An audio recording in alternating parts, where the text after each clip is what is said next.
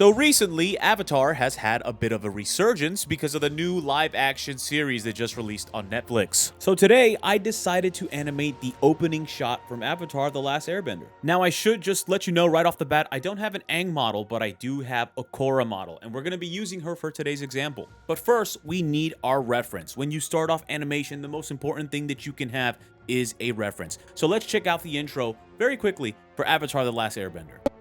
Water, earth, fire, air. So using my reference, the first thing that I do is I set up my key poses. Animation is basically just broken up between key poses, breakdowns, and timing. I'm focusing on only the poses. I'm not worrying about timing or anything else or any of the effects or lighting or anything like that. Just want the poses.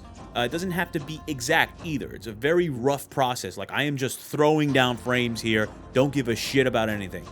Afterwards, you start blocking out a bit. Here, I'm blocking out a bit more movement. I set up the stage, and I really like the entire silhouette composition thing that the intro has going on, so I try to match that. Having the audio inside Blender really helps with the timing, so always animate to audio if you can. The next few passes are really just me adding more poses, more breakdowns, focusing a little bit more on the movement, slightly adjusting the camera as we go along, and of course, adjusting the timing. You want to start focusing on the timing now to make it more precise.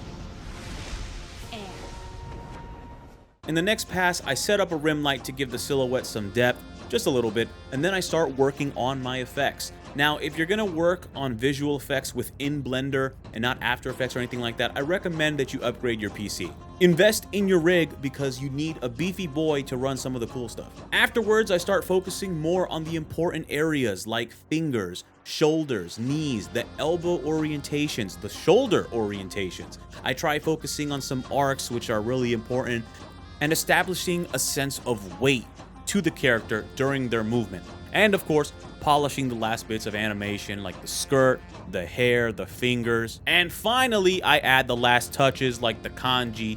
I adjust all the composition, the bloom, ambient occlusion, and then I animate the camera and incorporate some screen shakes. That way, it gives the moves just a little bit more impact. And finally, you get the final piece. Water, earth, fire, air.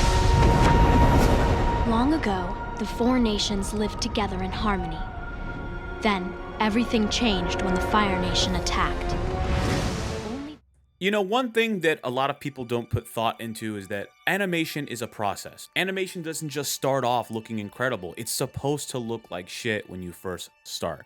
And when it comes to animation, the more time you put into it, the better your project will be in the end. Just to put it into perspective, this animation is like 10 seconds long, 9 seconds long, and it took me 7 hours to make.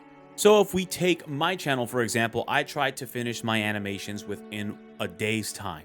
I don't like spending longer than a day or two on animations. Can I spend more than a day on an animation? Will it kill me if I do that?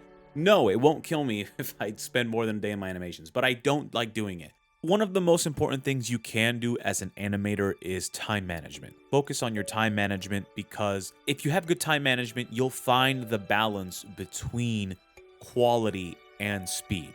Often animators lean too much in one direction, they'll spend too much time on a project and then they won't finish in time, or they won't spend enough time on a project and it'll look a bit shitty. So it's really about managing your time accordingly. So yeah, hopefully that gave you guys some insight on how we produce some content over here or wherever you watch the content, Team 4-Star, Death Battle, wherever it is you watch my work, it's the same process. You know, just a lot more complicated or a lot less complicated. It's give or take. If you enjoyed today's video and want to see more behind the scenes content, please subscribe, give this video a like. I'm Devil Artemis, and I'll see you all in the next one.